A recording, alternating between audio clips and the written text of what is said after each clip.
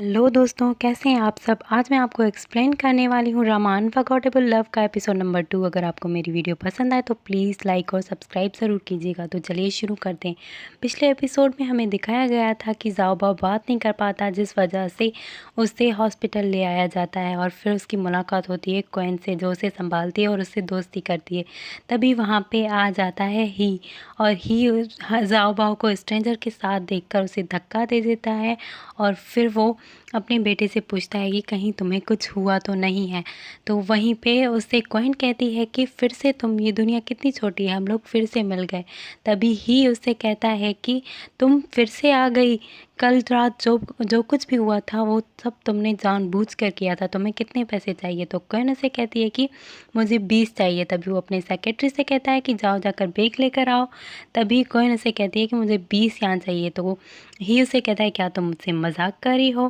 तो क्वेन ही से बोलती है कि तुमने जो मेरे बाल ख़राब किए थे उसी के मुझे पैसे चाहिए 20 यान। तो वो उसे पैसे देता है और उसके बाद वो जाओ को लेकर यहाँ से जाने लगता है। तभी जाओ ही को क्वेन को फ्रेंडशिप कार्ड देता है, जो ही उसे वापस ले लेता है। उसके बाद ही उसे वापस ले जाता है और जाओबाओ घर आकर ही से कहता है कि मुझे क्वेन ही डॉक्टर चाहिए। बाद आकर ही रिसर्च करता है क्वेन के बारे में और वो उसकी सारी अच्छी और बुरी खूबियाँ, खामियाँ सब कुछ निकाल लेता है। और फिर उसके बाद वो उसे कॉल करता है और वो उससे कहता है कि मैं CEO बात कर रहा हूँ। तो क्वेन उसे रॉन्ग नंबर समझकर बोलती है कि मैं चेयरमैन बात कर रही हूँ, तुमने दोबारा मुझे कॉल किया तो मैं पुलिस स्टेशन में तुम्हारी कंप्लेंट करवा दूंगी। तो वांग ही को आइडिया देता है कि क्यों ना तुम उसके पास उसे किसी तरह से इम्प्रेस करो, जॉब करने के लिए मना लो। तो तभी ही उसका वांग के कहने पे क्वेन का पीछा करता है और फिर वो उसके पीछे पीछे चला जाता है।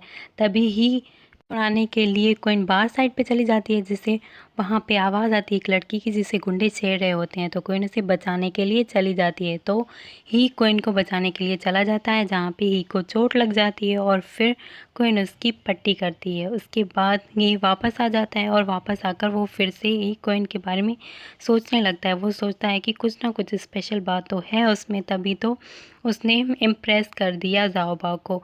और फिर वो उसे इम्प्रेस करने के बारे में सोचता है और क्वीन के लिए केक बनाकर जाओबाओ के साथ चला जाता है। और रास्ते में ट्रैफिक होने की वजह से उसे बस में सफ़र करना पड़ता है। उसके बाद वो क्लिनिक पे पहुंच जाता है। तभी वहाँ पे क्वीन आ जाती है और क्वीन उसे केक को देखकर बहुत ही ज़्यादा खुश होती है और फिर बच्चों के साथ वो गेम खेलती है निशानेबाजी का। लेकिन क्वीन ठीक से निशाना नहीं लगा पाती और उसकी हेल्प करता है ही से उसकी बर्थडे विश पूछती है और खुद के बारे में भी उसे बताती है। तभी पीछे बैठा ही सुन रहा होता है। बर्थडे विश के बारे में सुनकर बहुत ही ज़्यादा अपसेट हो जाता है और ही उसके पास आकर उससे कहता है कि मैं हूँ, तुम टेंशन मत लो। और फिर बाहर आकर ही जाओबाओ के बारे में क्वीन को बताने लगता है। उसके बाद हमें दिखाया जाता है कि क्वीन घर जाकर जाओबाओ के बारे में सोचने लगती है और वो अपनी दोस्त को भी बताती है। उसकी दोस्त तो अलग ही टोन में होती है। वो कहती है कि जाओबाओ क्या उसका बेटा है ही की कब शादी हो गई। वो इस बात से अपसेट हो जाती है। फिर उसके बाद हमें दिखाया जाता है कि ही के ऑफिस में आती है क्वीन कॉन्ट्रैक्ट साइन करने के लिए, लेकिन वो चेयर पे बैठ के अलग ही मज़े ले रही होती है। तो तभी ही उसे कॉन्ट्रैक्ट साइन करने के लिए देता है, लेकिन वो पेन की जगह पेंसिल उठा लेती है। तो ही उसे पेन उठाने के लिए कहता है। फिर वो पेन उठा लेती है और सिग्नेचर कर लेती है। वो ही को कहती है कि इस बात पे रिग्रेट मत करना। फिर उसके बाद वही उसे कार में छोड़ने के लिए जाता है और रास्ते में वो क्वीन को वो ब्रेसलेट पहना देता है जिसमें लगा हुआ होता है। और ही क्वीन से कहता है कि ये ब्रेसलेट जब वो पहने रखेगी, जब उसे कुछ भी होगा तो ही को पता चल जाएगा, क्योंकि ऐसा ही ब्रेसलेट ही ने भी पहना हुआ होता है। तभी क्वीन घर पे आ जाती है और वो उसकी तबीयत ख़राब हो जाती है और फिर कमरे में जाता है और जाओबाओ उदास हो जाता है। जब जाओबाओ को ही बताता है कि उसने डॉक्टर क्वीन को डिनर के लिए बुलाया है, तो वो खुशी से उठ खड़ा होता है।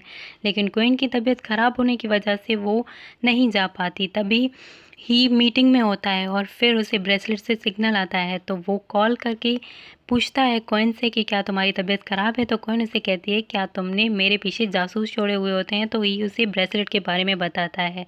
तभी ज़ाओबा और ही तैयार होकर क्विन के घर के नीचे आते हैं, लेकिन क्विन की तबीयत ख़राब होने की वजह से वो शावर लेने के लिए गई हुई होती है, लेकिन वो बाथटब में ही बेहोश हो जाती है। ही जैसे ही उसके घर के पास पहुंचता है तो उसका सेंसर काम करने लगता है और तभी वहीं पे वो दरवाज़ा खोलने के लिए भाग आता है। यहीं पे हमारा एपिसोड 2 ख़त्म हो जाता है। अगर आपको मेरी वीडियो पसंद आई हो तो प्लीज़ कमेंट करके मुझे ज़रूर बताइएगा।